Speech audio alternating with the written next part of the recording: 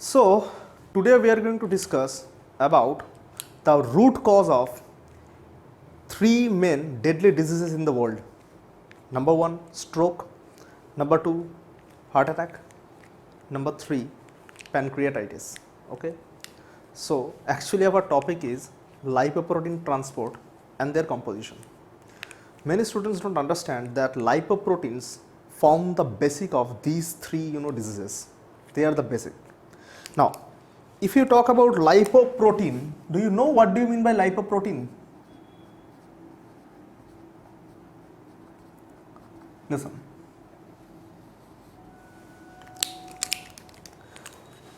If you open any biochemistry book right now, then you will see lipoproteins are discussed under the heading of lipids.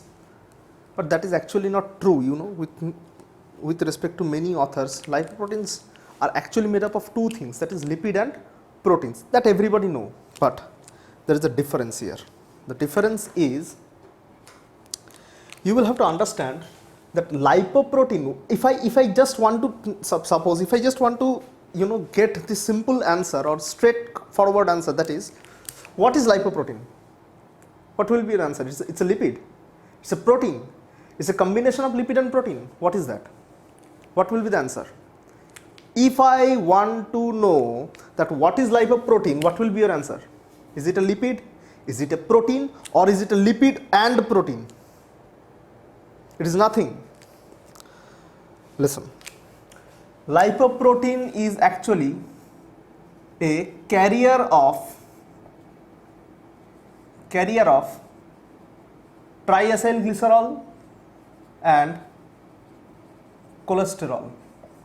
Now listen, first point you need to understand that many of you who are not giving any answers, okay, know that they are the carrier of triacylglycerol or triglycerides and cholesterol. Many of you know that.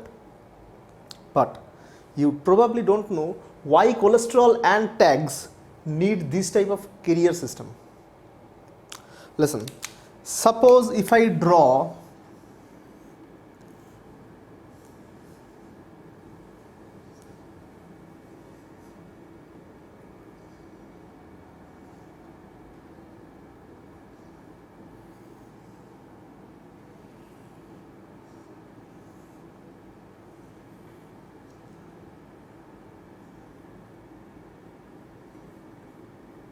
okay, I'm getting confused now. Suppose this is your blood vessel, okay, and suppose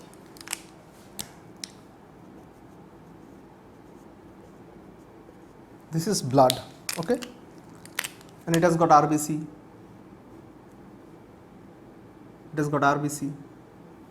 okay, it has got WBC, okay. What kind of WBC is this? With kidney shaped cell, monocyte, right? Now listen, if I draw, this is RBC, this is WBC, these are red blood corpuscles, and this is your plasma, right? Now a plasma, what is the important concept of plasma? We'll talk about body fluids later, but right now we need to understand what is a plasma. First of all, you need to understand is this, that plasma is a colloid. It's a colloid, and majority of this colloid is made up of water. Majority of it is made up of water. Now listen, just these two informations are enough for you to understand why tags and cholesterol need a carrier, because plasma contains more amount of water and tags and cholesterol are actually never soluble in water. They are lipids. This is a lipid, this is what? This is an alcohol, right? But this type of alcohols which contain what? An aromatic ring-like structure, not aromatic ring, they contain aromatic ring-like structure. They are not soluble in water. They are hydrophobic. They have hydrophobic, structures inside them. That's why this type of alcohol, though it is an alcohol, alcohols in most of the cases are highly soluble in water, but though this is an alcohol, but they will never dissolve in water. Now listen, tags and cholesterol, as they are hydrophobic, therefore they are not miscible in water, and that's why they need a special carrier like lipoproteins. Clear? Claro? Now listen. Now you need to understand that what is the structure and composition of lipoprotein. Next, you will understand that classification of lipoprotein,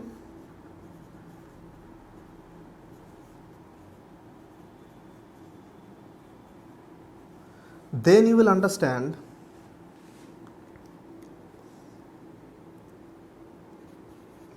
metabolism of different lipoproteins. Clear? So these are the fundamental 3 questions or 3 important points on which our lecture on lipoprotein will be based on. Okay, these are very important for your USMLE and other exams. Clear? Now listen. The point you need to understand is this, that if you want to know the structure and composition of lipoproteins, first you need to understand is what is the classification of lipoprotein. Now listen, these two points are actually intermingled or they are mixed. Okay, today we will discuss these two. Now listen, and then we will talk about the diseases associated with lipoproteins, obviously. Clear? Don't forget anything with respect to diseases. Wow. Now listen. So if I want to classify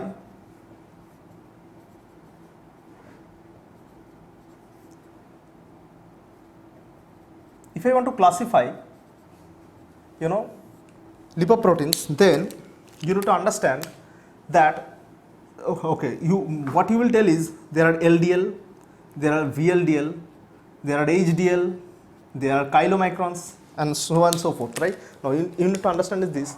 If I tell you right now that you are classifying lipoprotein on the basis of LDL, VLDL, HDL, chylomicrons, so what is the criteria of dividing these particular things?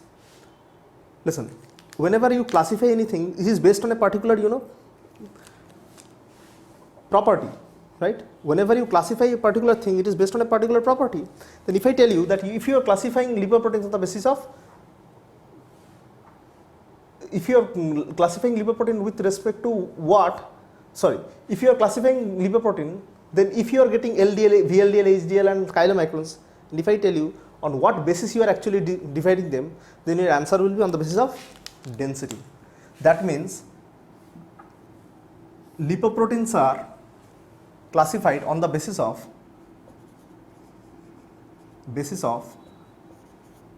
density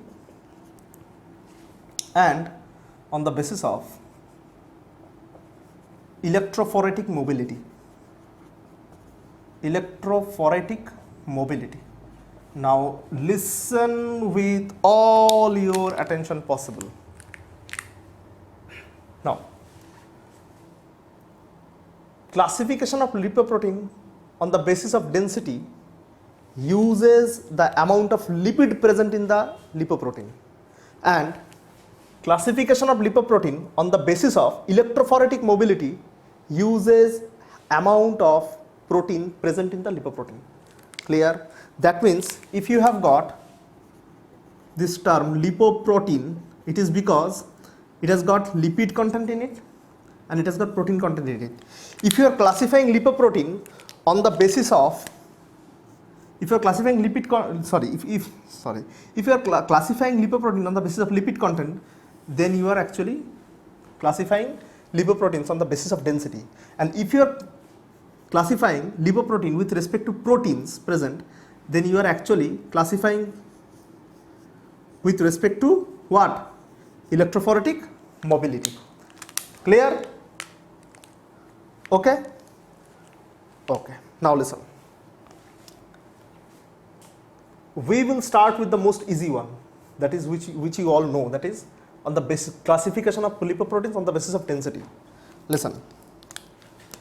On the basis of density, if you want to classify, on the basis of density, if you want to classify lipoproteins, then you need to understand that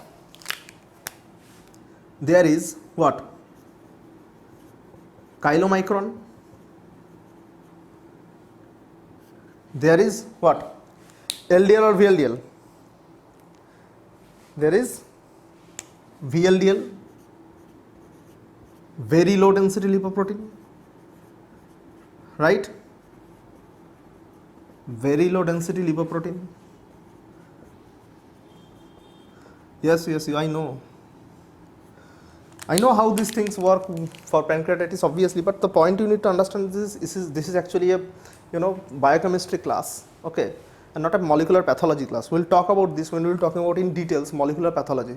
Okay, for the timing, for you at least, I will tell what is pancreatitis, obviously. Just be patient and be positive, okay? And for the timing, please understand that I know better than you, okay? Now listen, that is LDL. Low density lipoprotein, clear? And then it is high density lipoprotein. Now listen, sorry, then it is high density lipoprotein. Now you need to understand is this, why I have maintained these things, chylomicron, then VLDL, then LDL, then HDL. You need to understand is this, that if I draw a box here,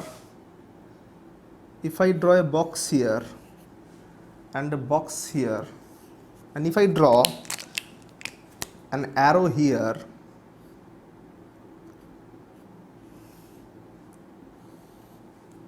then you will have to understand this thing, that is,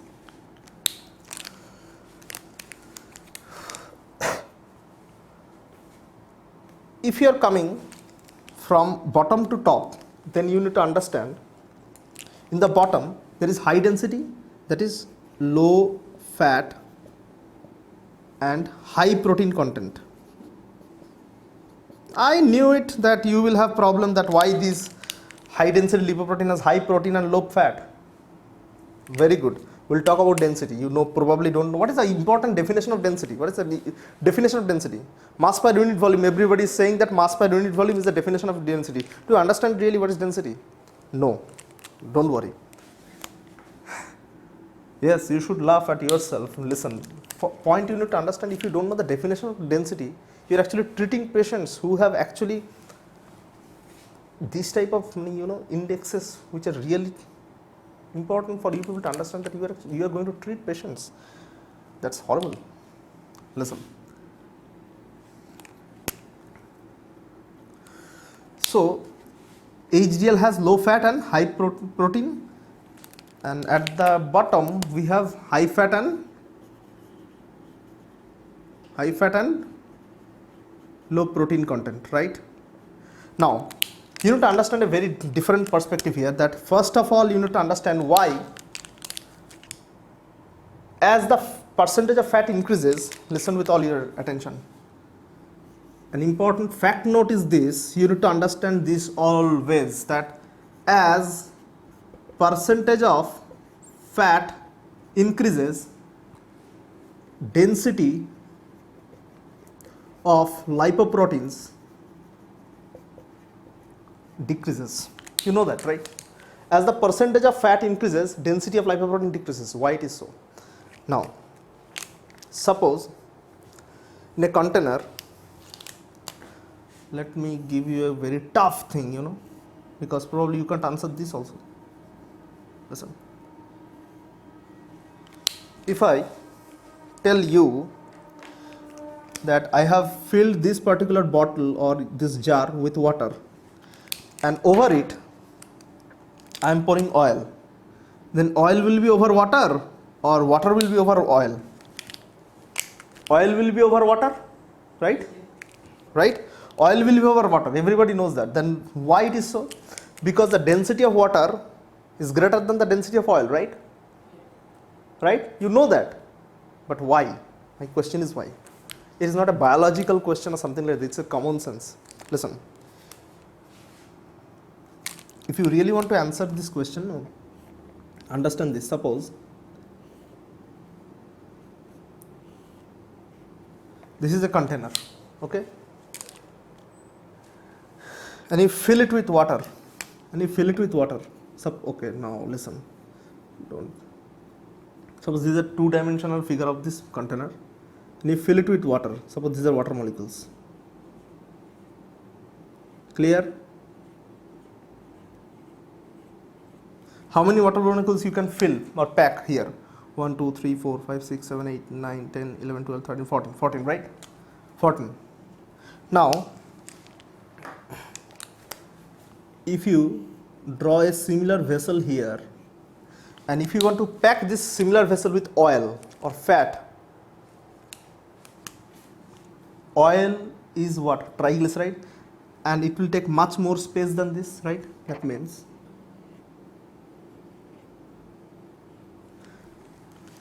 or maybe max to max like this or this, right? Do you think you can fill more amount of fat here in this container or here? Suppose this is container number 1 and this is container number 2. Which container will have more amount of fat?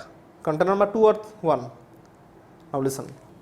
So that is the density of this. So what is density? Now listen. What is density? Density is equals to mass by volume. Now if we take the volume constant, then the mass will actually, then if we take the volume constant, that is we are taking similar petri dishes, then density will be proportional to mass. Now listen, which has got more number of molecules? Which has got more number of molecules? This. That means density of water, that's why is more than fat. Clear? Now listen.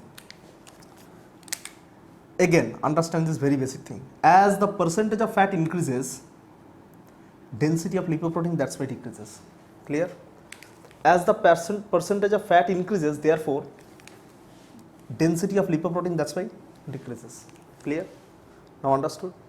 Now you need to understand that what is actually lipoprotein density.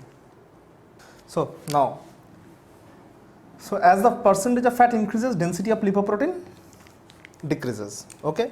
Now, very important point here you need to understand is this, that what about protein? Now listen, lipoproteins are actually made up of two things mainly. Lipoproteins are actually made up of two things, that is lipids and protein. Lipoproteins are actually made up of two things, that is lipids and proteins, right? Now you need to understand a very different perspective of lipoprotein, that is for the transfer of these lipids, protein is required. Understand this very basic thing. For the transfer of these lipids, that means I was telling that lipoprotein was a carrier. Now you need to understand is this, that lipoprotein is a carrier of what? Lipid or protein? First point, lipoprotein is a carrier of lipid. Now who helps in actually carrying? Proteins. Clear? And whenever there is a protein, you know, if a protein is helping your body in something, then it has got gene, and the mutation of those genes leads to disturbances in the lipoproteins. And those disturbances are known by the name of abetalipoproteinemia, hyperchylomicronemia. Don't worry, we'll talk about that. But first things first, you need to understand is that is lipoprotein is made up of lipoproteins are made up of two main things, lipids and proteins. Now, those proteins which are present in the lipoproteins are given a special name, that is apoproteins. They are given a special name, that is apoproteins. Clear? There are many classes of apoproteins, we'll talk about them, don't worry. And the lipids which are present in the lipoproteins are first cholesterol,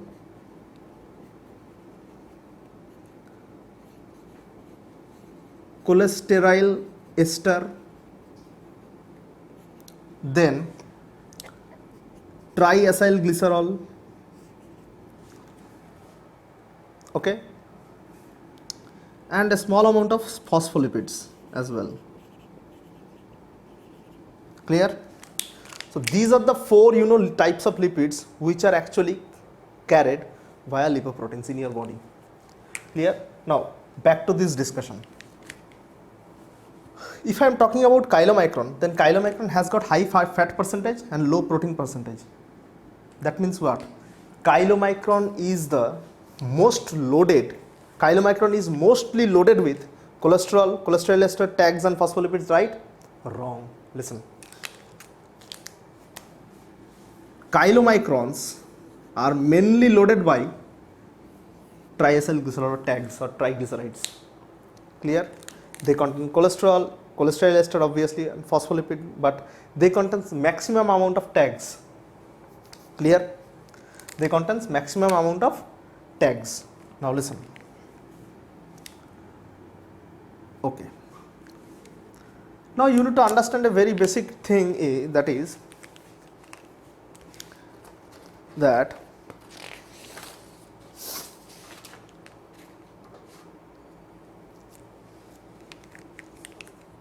what is the composition of VLDL? What is the composition of VLDL now? Listen again. Like chylomicron, VLDL is also mainly or chiefly made up of tags or lipids simply. Okay. Now LDL. LDL are mainly carrying cholesterol. The first difference, that is LDL carries cholesterol. Clear? And HDL carries mostly apolipoproteins and mainly formed of proteins and little amount of cholesterol, and they contains a significantly higher amount of phospholipids compared to these three. Clear? Now listen. There is something called good cholesterol and bad cholesterol. Listen. Doctors use these terms, no? Good cholesterol and bad cholesterol. If you tell any doctor what is the meaning of the term good cholesterol, they will say that the term which is actually known by the name of good cholesterol is actually HDL. This is known as what? This is known as good. Yes. Good cholesterol is what? High density lipoprotein. High density lipoprotein is also known by the name of good cholesterol. And what do you mean by bad cholesterol? Obviously LDL. Bad cholesterol.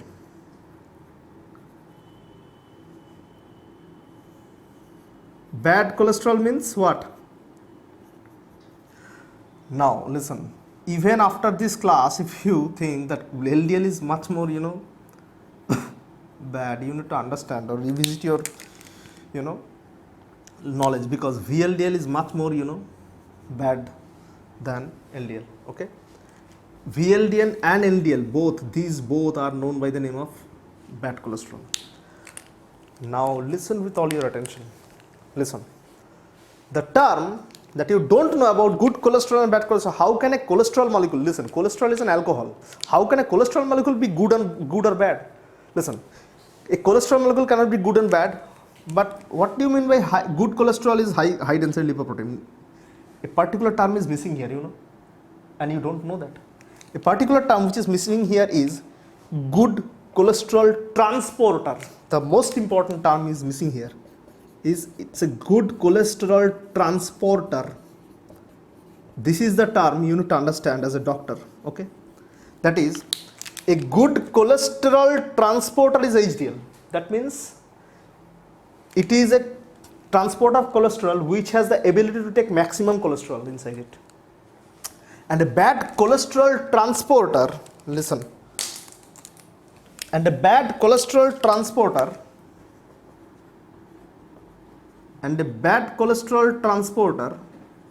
means it is already loaded with many cholesterol molecules. How can it take from your blood more cholesterol? That means it cannot transport more cholesterol. That's why it's a bad cholesterol transporter. There is nothing by the name of good cholesterol or bad cholesterol. There is a good cholesterol transporter and bad cholesterol transporter. That's it. Clear? Okay. So we have up to now discussed the classification of lipoproteins based on density, and when we were discussing the classification of lipoproteins based on density, we have already discussed the contents of lipoproteins, that is they are made up of lipids and proteins. There are actually 4 types of lipids there: cholesterol, ester, tags and phospholipids. Proteins, and in the proteins there is apolipoprotein, that means apolipoproteins are the category of proteins which actually are present in the lipoproteins. Okay, what do you mean by good cholesterol transporter, what do you mean by bad cholesterol transporter? Clear? Okay, now we will shift towards the classification of lipoprotein based on electrophoretic mobility. Clear? We will now discuss classification of lipoprotein based on electrophoretic mobility. Clear?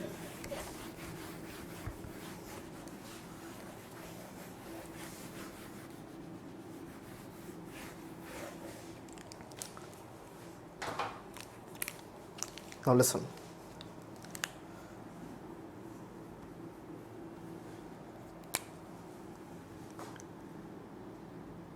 If I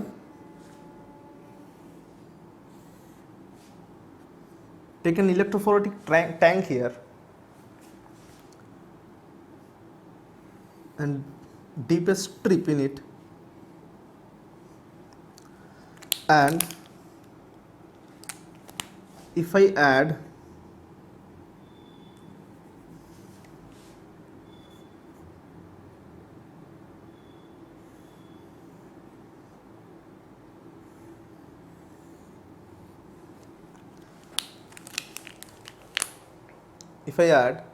the electrodes here, now you need to understand is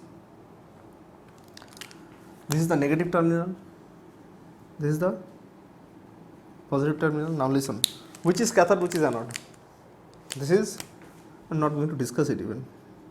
This is anode, positive terminal is always anode, this is cathode. Now if we put a dot or a, we put a sample here, and if we allow this sample to run, we'll get some bands. Here we'll get a band, here we'll get a band, here we'll get a band, and here actually we'll get another band. Clear? What are these? Now listen, from the bottom we'll rise to the top. Now listen, you're laughing at that, very good. You are more nasty than I think. Now listen, I've imagined, thank you. Now listen, what is the name of this band? This is known by the name of alpha lipoprotein.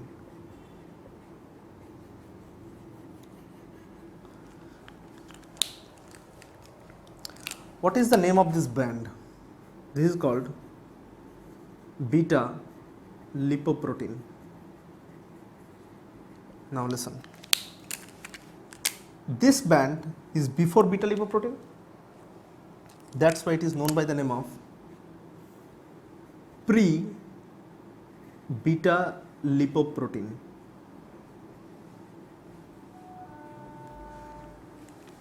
And this is what? This is your masterpiece, that is chylomicrons.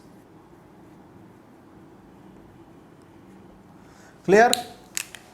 This is alpha lipoprotein, this is pre-beta lipoprotein, this is beta lipoprotein, this is chylomicron. Now, why I was not talking, there is someone who told me that there is another type of lipoprotein which is intermediate density lipoprotein, ideal. I know that, obviously. But can you find intermediate density lipoprotein here? No. Why? Because you know that intermediate density lipoproteins are actually obtained from LDL, HDL and all these things. Actually not HDL, LDL and VLDL. Okay, that's why they are known by the name of intermediate density lipoprotein. They are actually not present in your blood, they are actually converted. Because if it was present in your blood only, then you would have actually got here. But actually you get intermediate density lipoprotein because to some extent not every VLDL which is changed into ideal gets absorbed readily.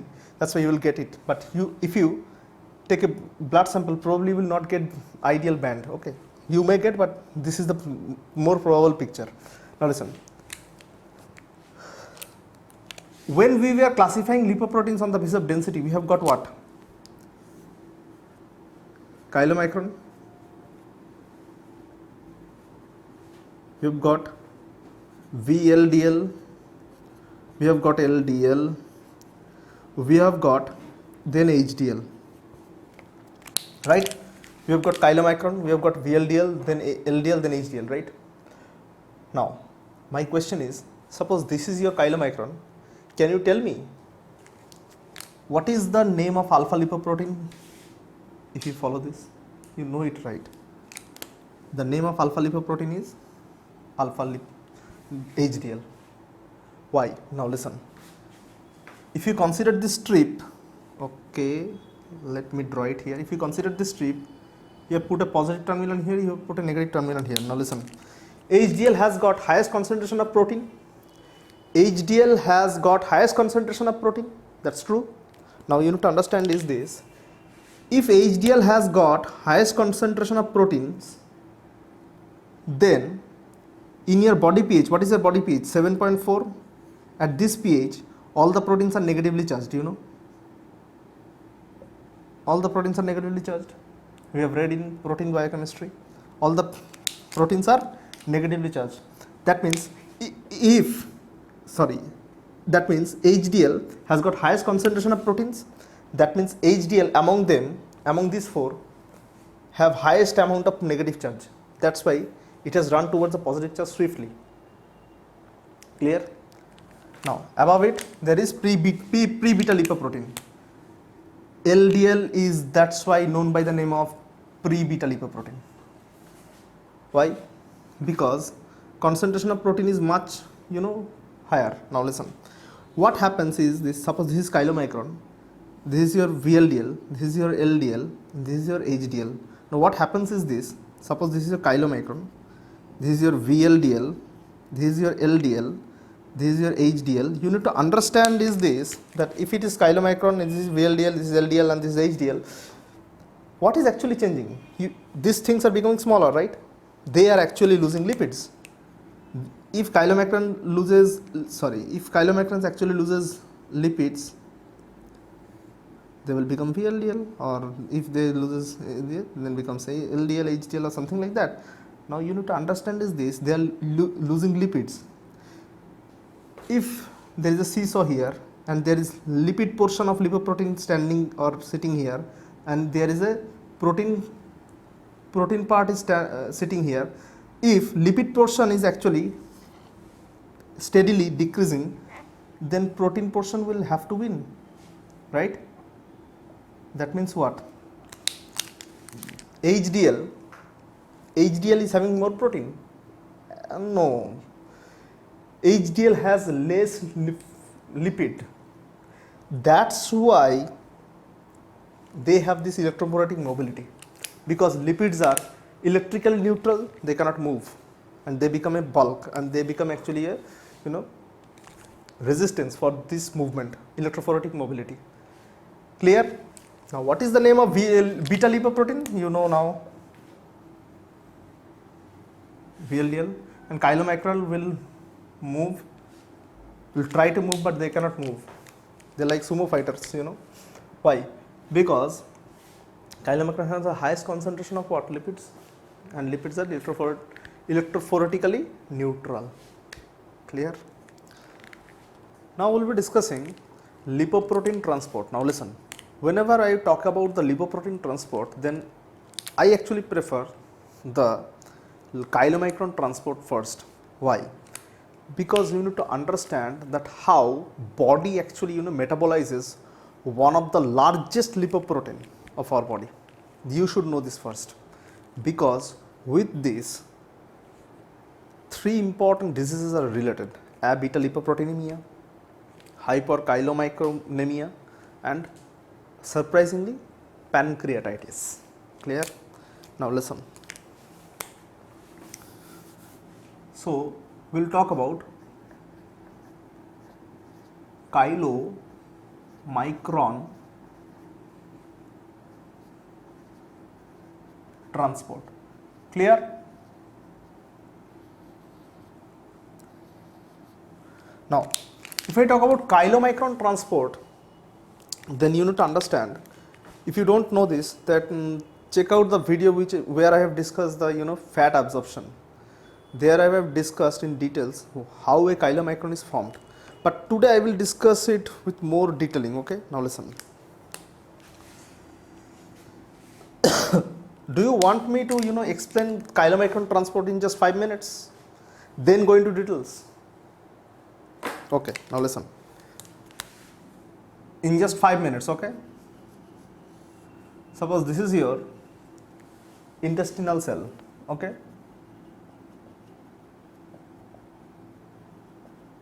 Okay, I'm watching my time. Intestinal cell. Now listen. Within the intestinal cell, this intestinal cell actually secretes chylomicrons. Clear?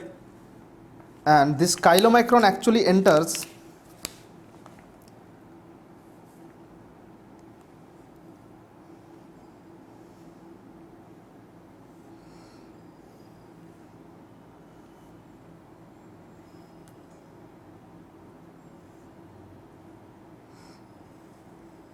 this chylomicron now actually enters bloodstream. Clear? Now listen. When chylomicron enters, okay, suppose this is your chylomicron, great. When chylomicron enters your bloodstream, it has only one apolipoprotein, that is apolipoprotein B48. Don't worry, we'll discuss why it is known by the name of B48. Now listen. When it enters the bloodstream, HDL, high density lipoprotein, comes into action, and HDL gives two of main apolipoprotein, that is C2 and very important apolipoprotein which is known by the name of E. Apolipoprotein E is associated with Alzheimer's disease. We'll talk about this video, or sorry, we'll talk about this particular topic when we'll be discussing Alzheimer's disease in details, okay? Now listen. Now when the chylomicron only had B48, that is the chylomicron present in the intestinal cell, it has only got a B48, it is known by the name of nascent chylomicron. Clear? And when these chylomicrons are loaded with two other apolipoproteins from HDL, these two are taken from circulating HDL, that is C2 and E. This is called complete chylomicron. Okay, now listen. This complete chylomicron will come here, and this is what? This is a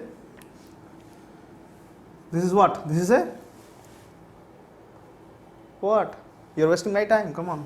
This is nothing but a cell which is actually present in the mucus, right? Mucus of what? Mucus layer of blood vessel. Oh my god, you took so much time of my time. Now listen. Suppose this is your complete chylomicron. Now listen. These mucosal lining cells of blood vessels contain an enzyme contains an enzyme which acts on tags of complete chylomicrons. That is, this is an enzyme which is present in the surface of which is present on the surface of cells which are lining the blood vessels, right? Now listen. These enzymes which are associated with these cells are called lipoprotein lipase, or LPL. Clear? LPL. Clear? Now listen. These LPLs require a cofactor, and this cofactor is C2. This cofactor is C2. Now listen. When complete chylomicrons associate with lipoprotein lipase, they are activated because C2, which is present in the complete chylomicrons, activates the lipoprotein lipase because they are the cofactors. Now listen. These C2 molecules will activate now lipoprotein lipase, and due to this, tags will be broken down into fatty acid plus glycerol. Okay, these fatty acids will be taken up by the cell, and glycerol will go back to liver. What will happen to the glycerol we'll talk about in details, don't worry, but let me take this challenge and win it right now.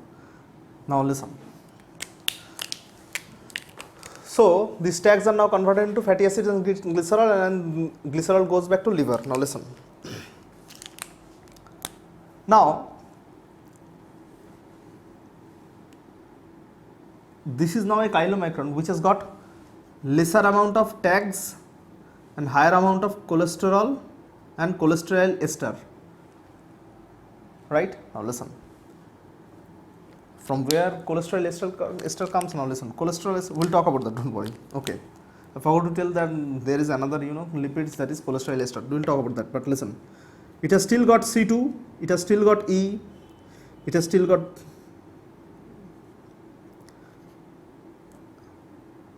B48. Now listen. C2 goes back to HDL, but E remains. You need to understand this. Okay. Then after that, it has become, it looks like this. V48 is still there, E is still there, E2 goes to HDL, sorry, C2 goes to HDL, and this is now called, this is now, this thing now goes to the liver. Okay, and liver cell, suppose this is the liver cell has a receptor for this apolipoprotein E, and this apolipoprotein E interacts with hepatic cells, and they are taken and then they are metabolized. That's it. Clear? So this is the complete chylomicron transport in just 5 minutes for you. Clear? Now we will be dealing this whole mechanism in details. Clear? Up to now we have discussed chylomicron transport in just 5 minutes, right? We'll now discuss each and every step in details. Clear? We will now be discussing in details what happens and how it happens. Okay. Clear? Now, okay. According to our former discussion, intestinal cell actually makes up the chylomicron, right? Okay. Now listen. That means chylomicron transport starts where? In the intestinal cell. Right? It starts in the intestinal cell. Now listen. Suppose this is your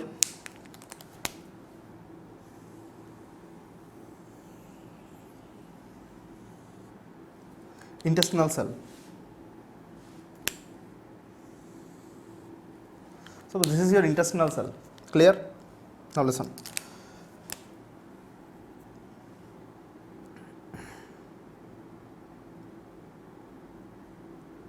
This is your nucleus, this is the nucleus. Okay, this is the nucleus. This is the endoplasmic reticulum, suppose, of intestinal cell.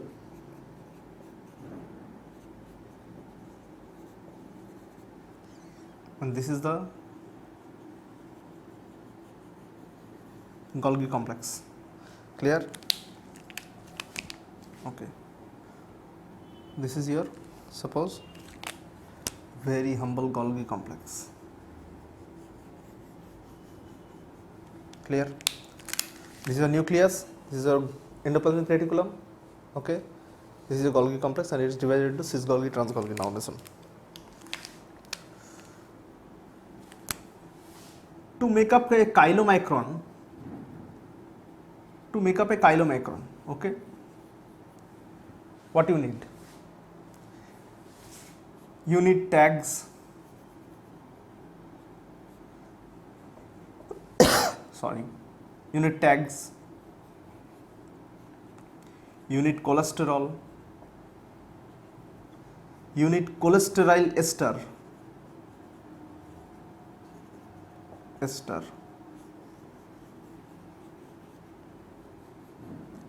you need cholesterol, you need cholesteryl ester, you need phospholipids,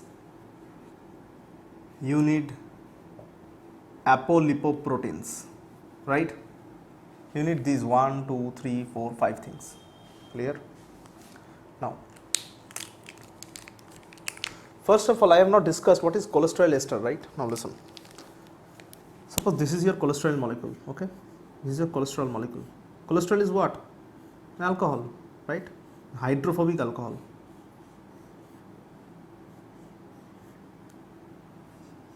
Let this not disturb your aesthetic senses, okay?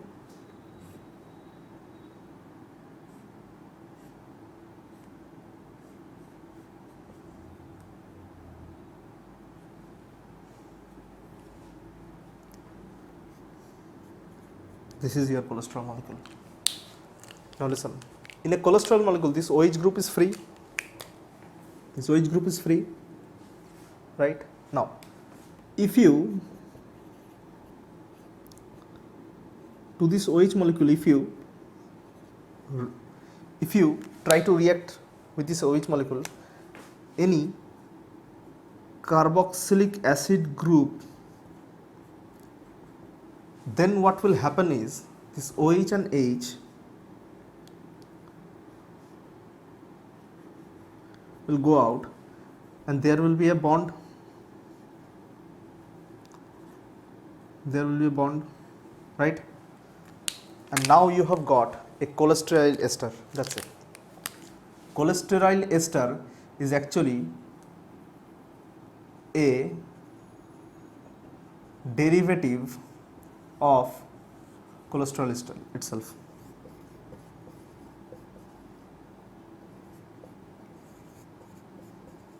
Clear? This is actually the structure of cholesteryl ester. Now listen. So, to make a chylomicron, you need a phospholipid monolayer structure. Clear? You need a phospholipid monolayer structure.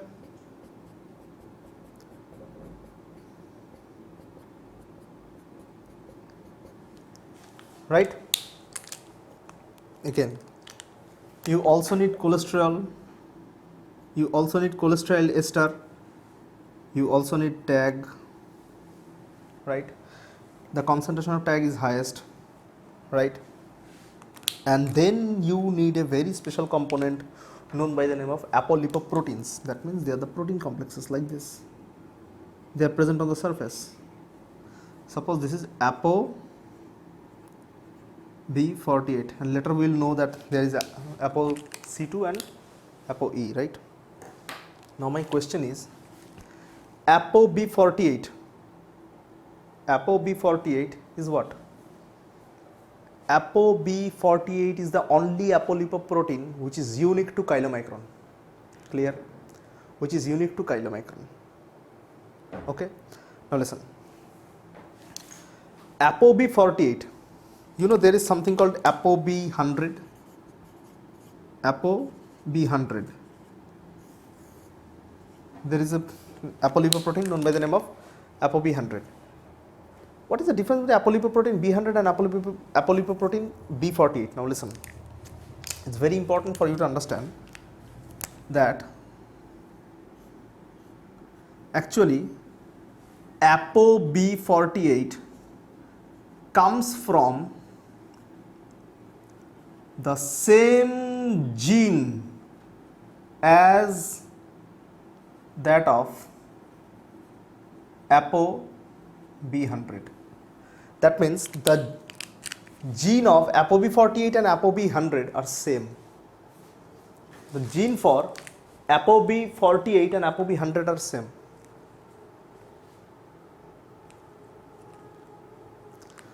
Clear? Now you need to understand this, that what if the genes of these two proteins are same, then why it is known by the name of ApoB100 and ApoB48? What is the difference? Sorry, ApoB48. You were telling that. Very good. Your eyes are excellent, but your brain, I am doubtful about that. Clear? This is ApoB48 and this is ApoB100. Now listen. It is produced, now listen. ApoB48 and ApoB100 has same genetic constitution. That means they are produced by same gene and they produces similar mRNA. And there is the problem, there is the problem. Clear? They have got same genetic constitution and same mRNA. Now, if they have got both same genetic constitution and same type of RNA, what is the problem?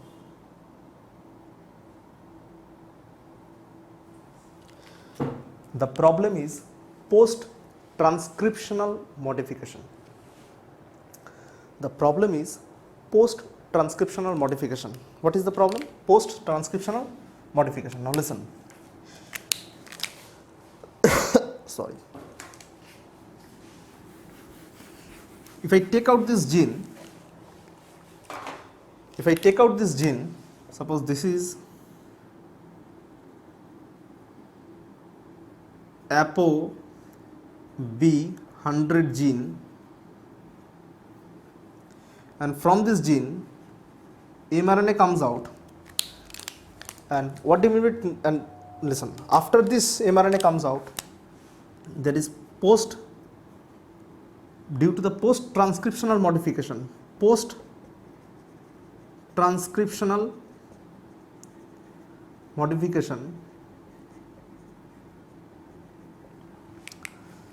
this mRNA has a peculiar problem. Now listen. What is the transcriptional modification? Post-transcriptional modification. Now listen. Suppose this was the mRNA. Suppose this was the mRNA of ApoB100 gene. From this mRNA, how can you get ApoB48? Now listen. Do you know what they mean by ApoB48? Do you know what they mean by ApoB48? Does anyone in this hall know? No. Right. Okay. No problem. You may not know many things. You are in the learning level. Now listen. ApoB48 means, now listen. Suppose this is the total gene. That means if this whole gene is converted into a protein, then it will give ApoB100. Now, then what do you mean by ApoB48? This means that this mRNA has not been translated properly. That means, suppose this is the mRNA. If you translate this mRNA completely, then you will get ApoB100. But how can you get ApoB48 here? Now listen. In your book it is written that N-terminal 48 or something like that. N-terminal is there. Now listen. Whenever from 5' to 3', you are getting a protein. That is, whenever an mRNA is translated into protein, the first moment or the first translational product, that is the protein, the first part of the protein which will come out is the N-terminal. Then at last you will get the C-terminal. Clear? That's the rule. Now listen. Suppose this mRNA is converted into protein and you will get, suppose ApoB100. Now there is a problem here. What is the problem? There is a problem here. Listen. What is the problem? Now listen. The problem is here, that is in this particular region there is CAA. Okay, there is CAA. Now listen, in this particular region of ApoB100 mRNA there is CAA, and there is an enzyme known by the name of cytidine deaminase. Cytidine deaminase. And these cytidine deaminase enzyme actually attacks this cytosine and converts this cytosine into uracil. Clear? And this, when this particular thing is converted into uracil, you know, this UA is a stop codon. That means in ApoB48, this whole mRNA of ApoB100 is never translated. Only a portion of the ApoB100 mRNA is translated. Only 48% is translated. Now listen with all your attention. This cytosine was 6666, if I am wrong, 6666th amino acid, sorry, nucleotide. Okay, that means in the post-transcriptional modification of ApoB100 gene, 6666th nucleic acid or nucleotide, that is cytidine, is converted into uracil, and due to this conversion this has become a stop codon. That's why there is an abrupt stop here. From here the translation will start and will stop here. Clear? Not the complete mRNA is translated. This portion is lost. No use of this word, particular thing. Clear? Clear? Okay. That's why it is known by the name of ApoB48. Now listen. Suppose after all these things, ApoB48 is what? A protein. Now listen. Suppose this is the mRNA of ApoB48. ApoB48 mRNA. Now listen. From this mRNA you need protein. Now listen. You know there is something called co-translational translation. That means on the surface of endoplasmic reticulum, translation will occur. Now listen. This ApoB48 mRNA undergoes co-translational translation. That means, suppose these are the two, you know, segments of ribosomes, and from here proteins are coming out into endoplasmic reticulum. That this is co-translational translation. We have already discussed in cell biology class, right? Now listen. This particular protein, together with cholesterol plus cholesteryl ester plus tags plus phospholipid, should be combined into a globular structure. Should be combined into a globular structure, right? Should be combined into a what? Globular structure. And this is done by a protein known by the name of, MTTP actually. MTTP protein. MTTP protein in the endoplasmic reticulum converts all these, you know, single units into a chylomicron. Now what is the full form of this MTTP? You are thinking about MTPs? What are you doing? I will have to call your parents. Now listen. This is MTTP, not MTP, okay, by the way. MTTP means microsomal triglyceride transfer protein. I will write it here, don't worry. I will write it here, okay. Microsomal triglyceride transfer protein. Microsomal triglyceride transfer protein.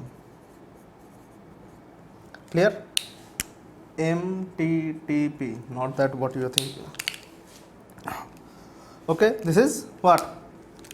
Now this MTTP actually takes these two bundles, this and ApoB48, and makes them into chylomicron. Now listen,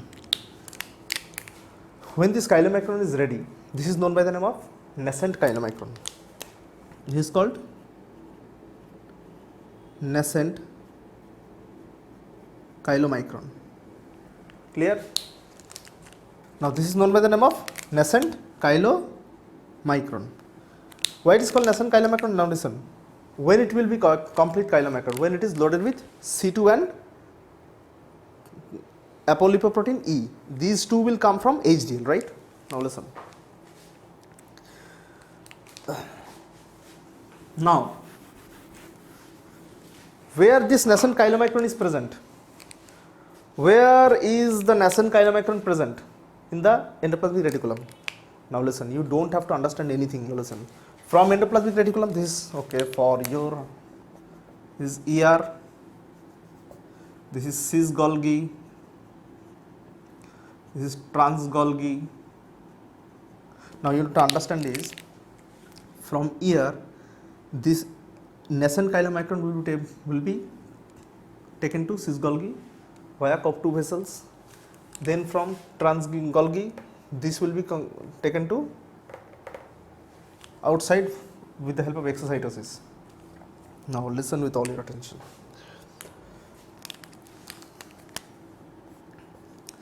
After entering bloodstream,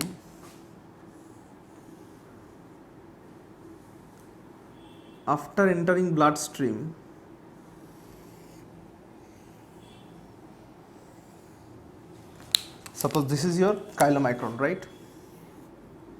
B48 only. From HDL what they will get? C2 will be transferred here and E. That means they will now be converted into what? They will now be converted into, with the help of HDL in the plasma itself, they will now be converted into a complete chylomicron, that is with E and with C2. Clear? Concentration of tag is highest. Clear? Then we have cholesterol, then we have cholesterol ester and all these things, you know. Okay? Clear? Now listen with all your attention. This chylomicron will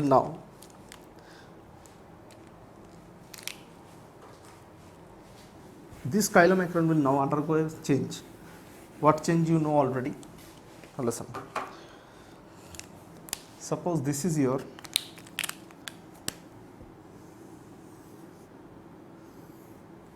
this is a blood vessel and these are epithelial cells which make up the blood vessel. Now listen. These epithelial cells have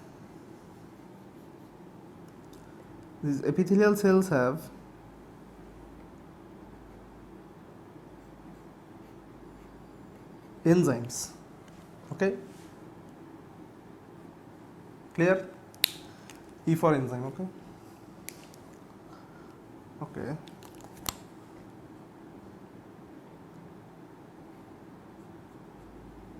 These enzymes are known by the name of LPL, lipoprotein lipase. Now listen, these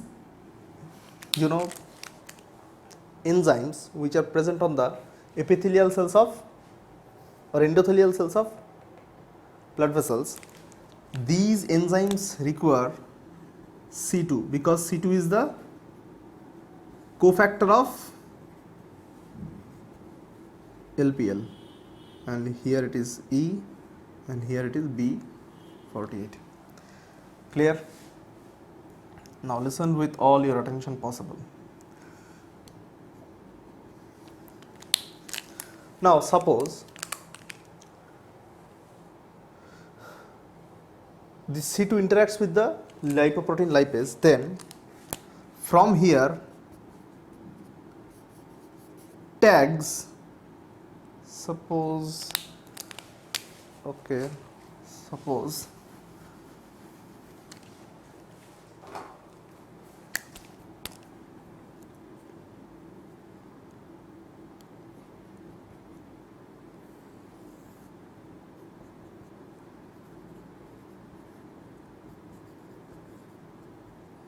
Clear?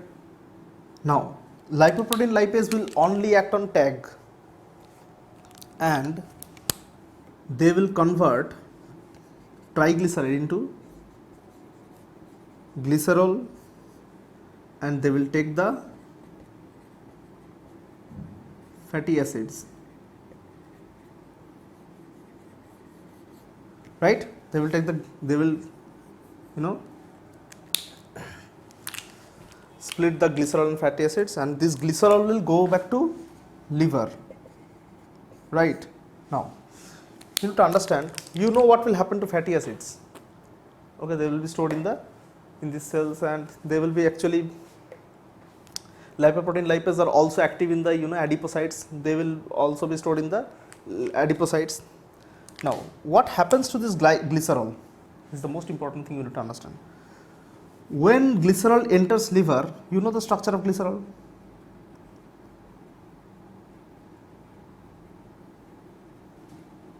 This is the structure of glycerol.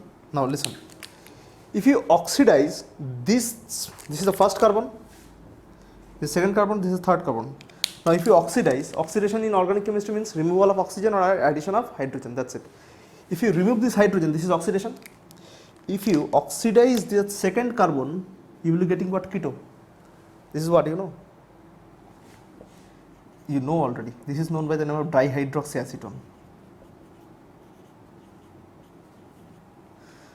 Why it is called dihydroxyacetone? Now listen, this in your lower classes you have read that this is your ketone, right? Acetone. And if you substitute one hydrogen with OH and another hydrogen with OH here, then you have got dihydroxyacetone. Clear? And if you add phosphate here, you will get an intermediate of glycolysis. That means what? Liver takes the glycerol, converts it into dihydroxyacetone so that it can start what?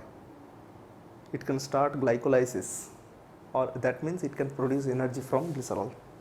Clear? Yeah. Okay. Now listen. Now after the degradation of tags, the percentage of tag will be what? Lower, right? Lower. Then there is cholesterol. Now listen, the percentage of cholesterol ester will be high, and cholesterol also will be high compared to tags in this area. Now listen, this C2 will now be going back to its father, that is HDL will take the what? C2, and this particular, and sorry, what is this? A trail of what? Not tail, trail. Come on. This particular what? Chylomicron is now having only B48 and Apolipoprotein, right? Now when tags are gone, that is not gone, that is when tags are, maximum tags are removed and the cholesterol ester concentration is high, that means when tags are gone, the highest concentration of lipid, that is bad lipid, that is cholesterol ester, then after that comes cholesterol, then after the tag. Now listen,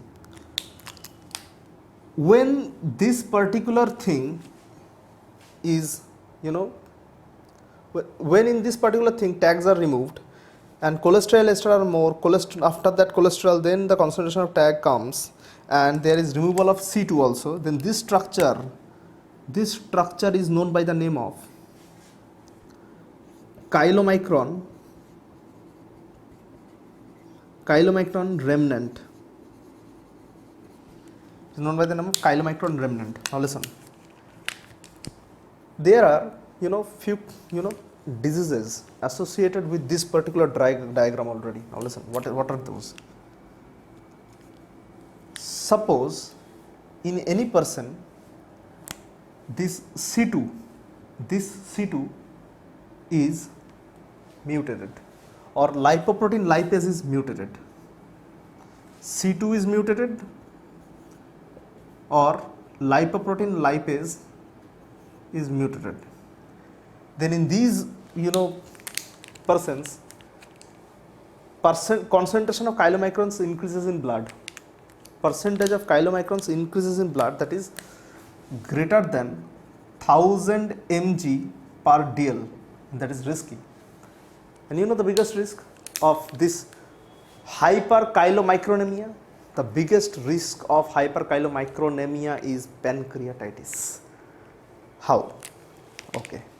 You all are eager to know how hyperchylomicronemia is associated with pancreatitis, right? Now listen. Suppose, for the time being, understand, this is your pancreas, and suppose this is the blood vessel which is supplying this particular area. Now listen with all your attention. Suppose you have got high concentration of chylomicrons, right? And due to this accumulation of chylomicrons, what will happen is, due to the accumulation of chylomicrons, blood flow will stop.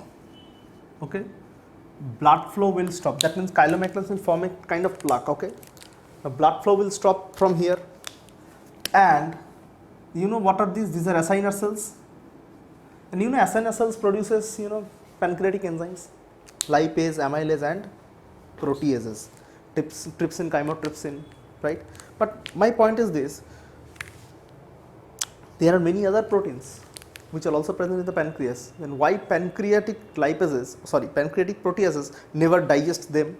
Because they are present in their zymogenic form or inactive form. There is trypsinogen, chymotrypsinogen. That means when these peptides are broken, they will form the trypsin or chymotrypsin. They are the generator of trypsin, trypsinogen, generator of trypsin. They are not trypsin itself. Clear? But what happens in pancreatitis is, due to the blockage of this area and due to high concentration of chylomicrons here and there, these proteases becomes active, and they start acting on these lipases and proteases start acting on these chylomicrons. Clear? And when these lipases act on these lipids, triacylglycerol present in the chylomicron, they releases arachidonic acid in situ. They releases arachidonic acid there. They start releasing arachidonic acid, and arachidonic acid when disturbed, they will give rise to inflammatory products, right? They will give rise to inflammatory products, and inflammation in the pancreas starts. Clear? Inflammation in the pancreas starts, that is thromboxane A2 production, and all these stuffs, right? And when inflammation in the pancreas will start, this will lead to pancreatitis.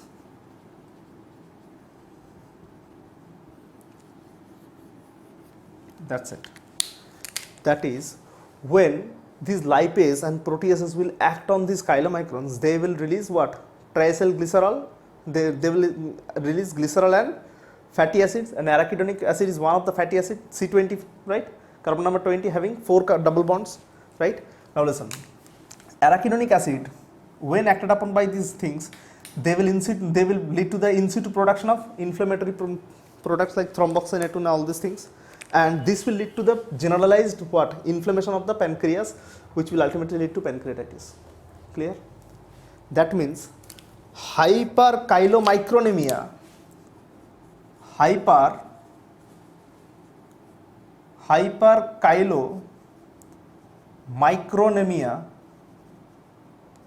is associated with pancreatitis in most of the cases. And how do you measure and how do you know that this person is having hyperchylomicronemia? If this person's chylomicron level is more than 1000 milligram per deciliter. Okay?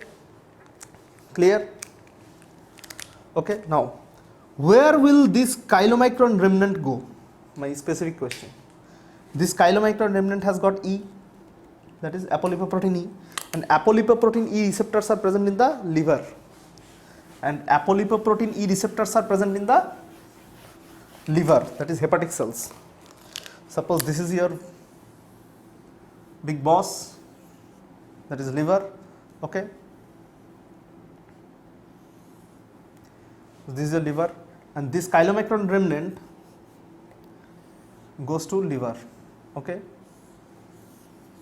This is your hepatic cell, hepatocyte, and this particular E gets attached to what?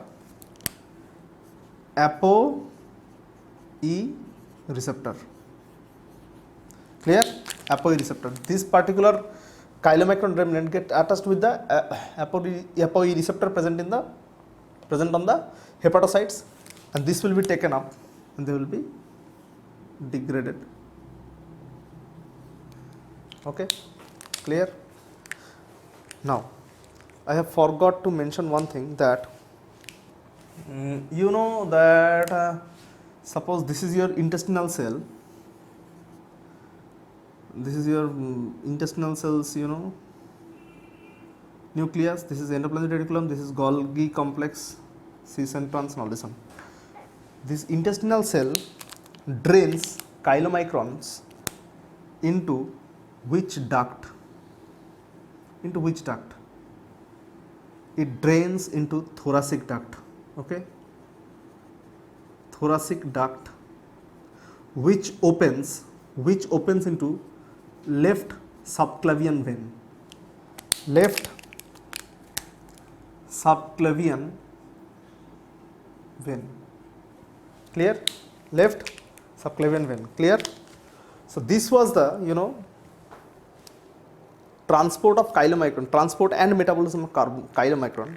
Now we will be discussing the transport and metabolism of VLDL. Clear? Okay.